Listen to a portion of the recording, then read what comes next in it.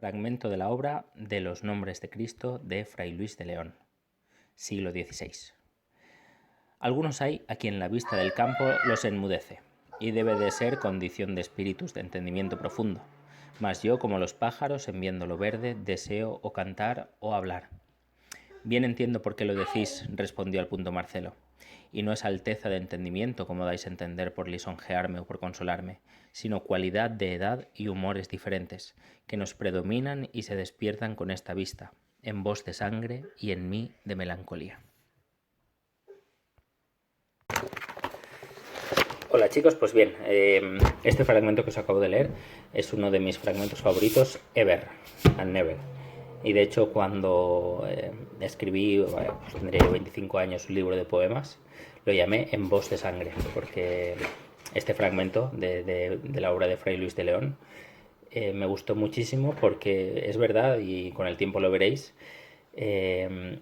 lo que los antiguos llamaban humores, es decir, cada uno pues tiene humores distintos. Y no humores en lo que hoy se conoce como humor, aunque también, pero sino la naturaleza de cada uno. Hay naturalezas a quienes, como dice el fragmento, los paisajes los llevan a querer cantar o bailar o expresarse de un modo muy alegre.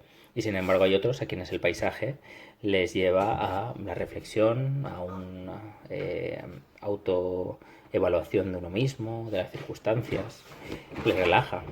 Vale, todo lo contrario. En voz de sangre, en mí de melancolía. En uno la sangre que le lleva a querer cantar y a querer estar contento, y al otro a una cierta melancolía, ¿vale? A una disposición mucho más reflexiva y mucho más interiorizada de ese mismo estímulo, que a unos actúa de una forma y a otros les actúa de otra. Y esto es algo que podéis ver en la historia del arte y que se repite así, en forma de onda, ¿vale? Hay momentos en que los humores de sangre dominan y luego caen para volver a lo reflexivo, a la melancolía y luego la sangre y la melancolía, la sangre y la melancolía. Eso se ve, por ejemplo, en Grecia.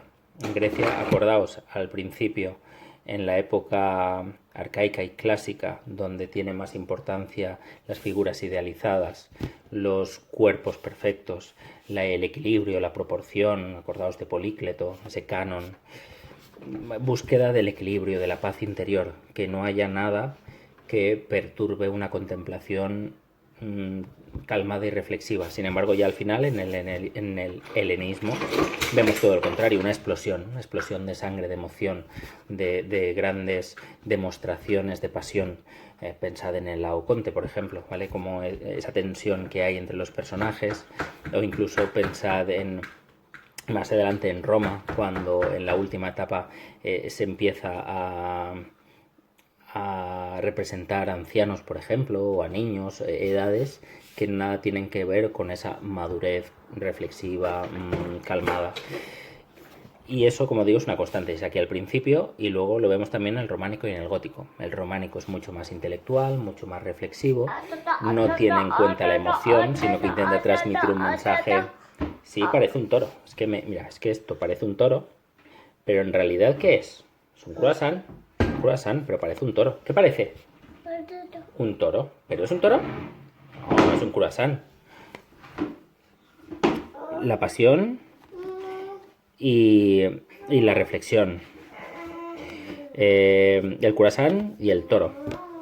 Y luego en el gótico, después de este interruptus, en el gótico volvemos a la emoción y volvemos a la carga emotiva de todas las figuras, ¿vale? A ese requiebre de las figuras, a ese ensalzamiento de la emoción, a esa traslación de los sentimientos. ¿Por qué? Porque, por ejemplo, Cristo se hace más humano. Allí donde el Cristo románico era un Cristo en majestad, un Cristo divinizado, un Cristo a quien no toca el sufrimiento apenas, en el gótico es todo lo contrario, que se cae, cuidado, no pasa res, no pasa res. En el románico, por ejemplo, podemos pensar en fragmentos del Evangelio en los cuales se queda patente la divinidad de Cristo, que está por encima del resto de los mortales, y sin embargo en el gótico seguramente una de las... os voy a enseñar porque esto tiene que ver. No, estamos aquí. Tranquilidad, una tranquilidad. Mamá. Por venir, eso te has llevado. Bueno, se lo lleva a su padre. En el gótico digo, seguramente el fragmento del Evangelio que más representa el arte gótico es, yo creo, que ese grito de Cristo en la cruz, de Dios mío, ¿por qué me has abandonado? Que es un fragmento que ha tenido mucha polémica, porque es como si de repente Jesucristo se quedara defraudado porque Dios no ha venido a ayudarlo. Y claro, yo siempre he tendido a interpretarlo en el sentido en que el dolor le llega a tal extremo que llega a la desesperación y a decir cosas que en realidad no quiere decir. Iba a irme por la rama. Venga, me voy, porque si no, luego me arrepiento. Igualmente hay otro fragmento en lo que se llama el canto pascual. Hay un momento, el miserere, en que se dice: feliz culpa que permitió a tan gran redentor, feliz pecado. Y eso en la Edad Media, a principios de la Edad Media, se prohibió, porque decía como que feliz culpa, como que feliz pecado, habla del pecado original. No, un pecado nunca puede ser feliz. Sin embargo, el que realiza ese canto, que es David, el profeta David, llega un momento que su alegría es tanta, su emoción es tan grande, que se le va la boca. Y dice: feliz culpa que mereció tan gran redentor. ¿Vale? Pues eso al final de la Edad Media se volvió a imponer. ¿Por qué? Porque se tuvo en cuenta de nuevo la emoción. Y eso ya hemos visto, para que vayáis viendo ese cambio. La Grecia clásica, reflexiva. La Grecia helenística, emotiva. Roma igual. Empieza más o menos reflexivo, no es lo mismo, pero más o menos sí, y acaba emotivo. El románico, reflexivo. El gótico, emotivo. El renacimiento, reflexivo otra vez. La proporción, la armonía, ¿vale? El equilibrio, las formas simétricas, nada que despunte, o sea, la horizontalidad por encima de la verticalidad, los estudios arquitectónicos que buscan esa armonía de las formas, esa proporción de las esculturas, esa disposición de los personajes en las pinturas, un estudio reflexivo, profundo e intelectual.